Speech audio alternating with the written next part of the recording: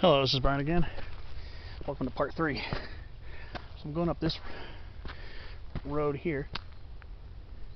Just going to take this trail back. So I'll lead back to that area. Whew. Steep over here. Steep but shady.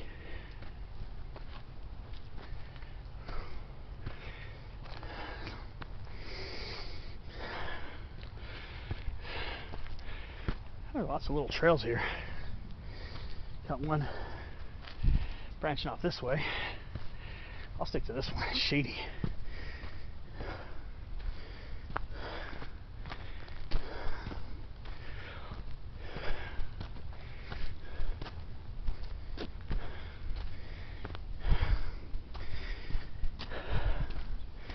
I don't know if I went up this way the first time. I think I might have. It's a pretty little trail here. There's a lot of bike activity here, so just watch out.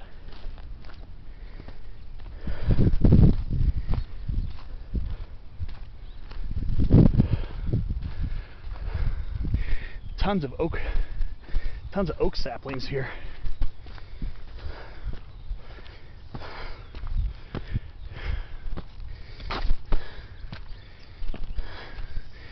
Gonna take the high road here.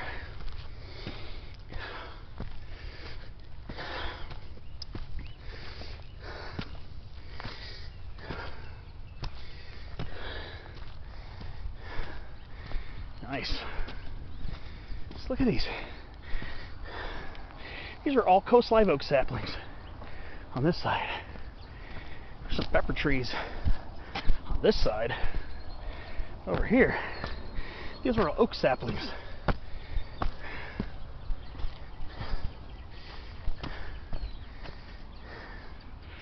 Wow. And we got Brazilian pepper tree. Skin is terebinthifolius. That one's a little more invasive than Peruvian pepper tree, skin is mole.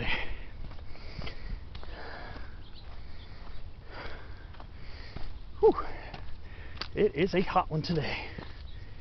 Oh boy.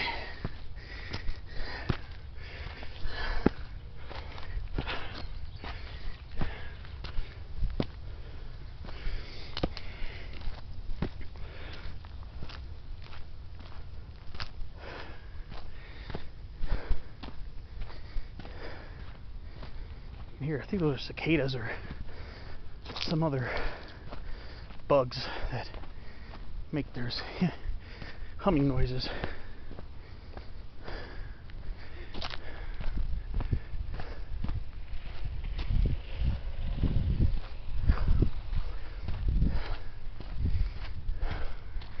Wow, very nice oak trees here.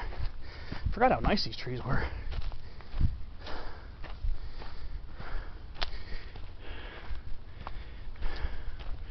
We're almost back at the park.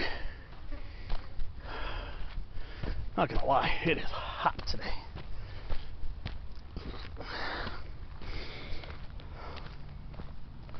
Whoa, there's a big toyon right there.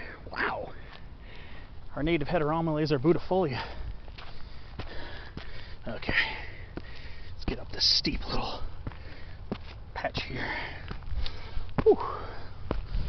That's a big toyon right there.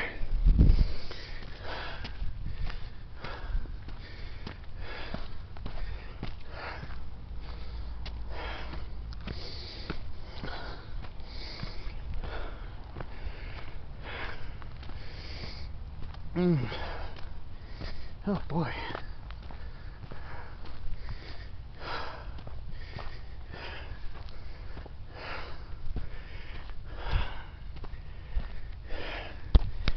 Boy, is it hot today. Oh boy. Whew. Wow. Whew.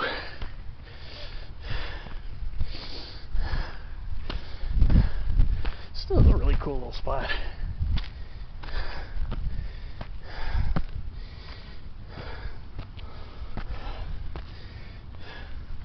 Another trail over this way.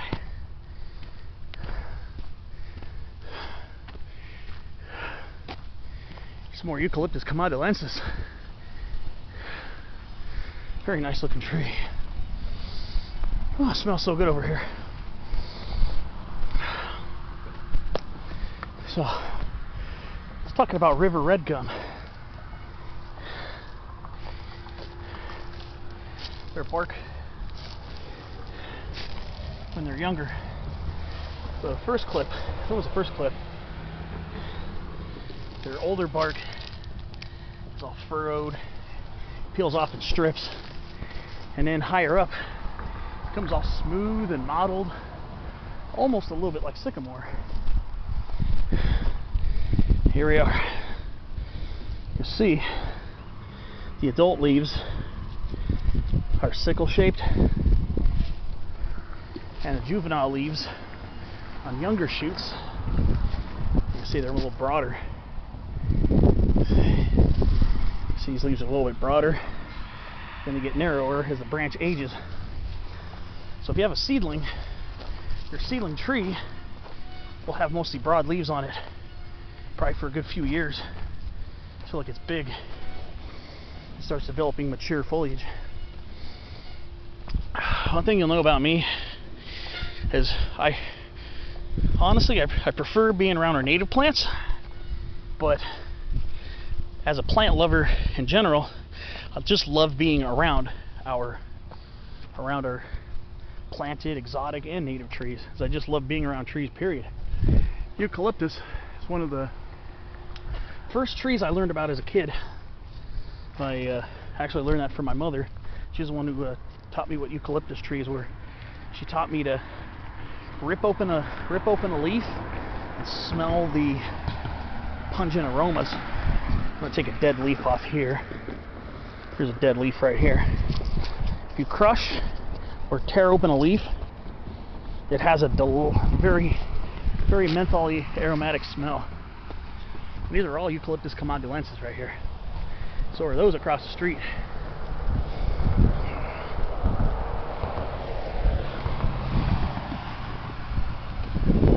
Over there, that's over by where the Nora Kuttner Trail cuts through Fullerton. So we're not that far from that. Pretty close to Laguna Lake Park. Laguna Lake Park is maybe a couple of blocks from here, not very far away. There's a lot of outdoor stuff you can do here. It may not be as remote and wild as the Chaparral and the Santa Ana Mountains, or the tall sugar pines in the Sheep Mountain Wilderness, or the limber pines along Bay and Powell Ridge. But a lot of cool stuff you can find here. A lot of cool stuff you can see. Got some fresh air without going too far if you live in the area. Now, there are some beautiful exotic trees here. A tree from South America, Jacaranda mimosifolia. These are the ones. You ever looked at pictures of California in the springtime and you see trees with bluish purple flowers all over the streets? This is your tree. Jacaranda mimosifolia.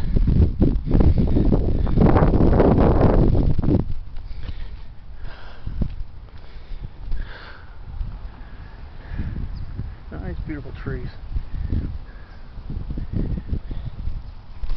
You get these rounded, flattened seed capsules like that. That's split open in half.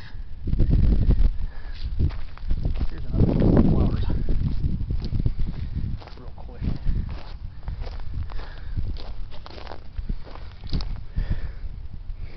These are the flowers up close. Quite stunning, huh? Beautiful flowers. You can see it's where the seed capsule splits open like a duckbill, kind of like. And usually the seed pods ripen in the fall and winter months. The flowers have a little bit of a fragrance, and then the leaves are very fern-like. As you can see here, they're bipinnately compound. This whole thing I'm shaking here is a whole entire leaf. This is the leaf stalk, or the rachis. Becomes, this is the petiole, and then it's divided into more divided twice. It's divided twice in the leaflets, so it's called bipinnately compound. Jacaranda, very commonly planted street tree in the warmer areas of Southern California. Actually, there are some places like Pretoria in southern Africa where these trees have naturalized so much that it's actually illegal to buy, sell, or even get, or even obtain one of these trees in the city of Pretoria. I think it's South Africa or one of the neighboring countries in southern Africa. It's actually illegal to buy or sell these trees because they've taken over so much. We've got different types of agaves here too. Not sure what kind of agave this is. There's a little variegated one right there. This might be agave Americana, but I'm not sure. They look kind of similar to our desert agaves. Then we got aloes.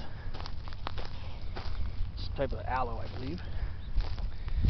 And they form these big, thickety, spiny thickets. And then this looks like a cactus, but I'm almost 100% certain that this is a species of Euphorbia, which is not a cactus. Euphorbia is in its own family, Euphorbiaceae. And then we got coast live oaks planted here. Or coast live oaks. And then we get these plants that look like those ice plants, or sea figs that are planted on the side of the freeways. But these are not them. They look like it. These are actually in the sunflower family. The seed heads. These are, I believe these are in the genus Senecio. But it's the genus Senecio, specifically the species. Then, of course, another common street tree here, OC, Lagerstromia indica, crepe myrtle. Months of flowers from late spring to early fall, and in the mid to late fall these trees will change orange, red. The leaves will turn beautiful colors in fall. Crepe myrtles are quite a spectacular tree. Well, these might have some hybrid DNA in them. They might have some Lagerstromia faurii, maybe faurii hybrids potentially, but for the most part they're probably Lagerstromia indica. And here's a plant that they plant a lot out here. It's starting to naturalize too, especially along roadsides and disturbed sites. This is called Mexican Palo Verde. This is Parkinsonia aquileata. We actually have native species of Parkinsonias here in Southern California in the deserts. We have, I know one of them is Parkinsonia florida. I think there's Parkinsonia microphylla, I think might be another species. This one's also called Jerusalem thorn. This is another name for this. But you'll see here, this tree's not dying. It's fine. It's okay. It's very drought hardy. You get these big, very showy yellow flowers. Probably why it's planted here. And the beautiful green trunks and branches, which will photosynthesize when the leaflets fall off during drought. That's how they're adapted to drought. The leaves fall off. Well, see, it's another compound leaf. They're actually bipinnately compound, I believe. And then a lot of times the leaf stalks will remain after the leaflets fall off. So that's how it survives drought. And here's foxtail agave, agave muricata. No, agave attenuata. Agave attenuata. Foxtail agave. Very commonly planted around here. It's not native.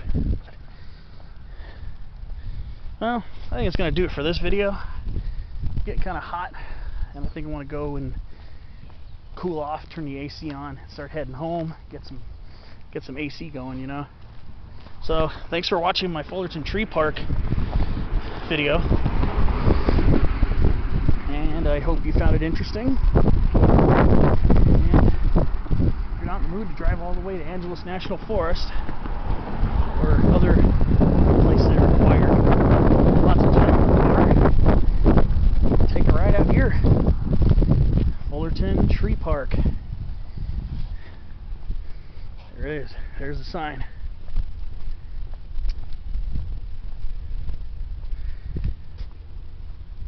Thanks for watching. I'll see you on my next adventure.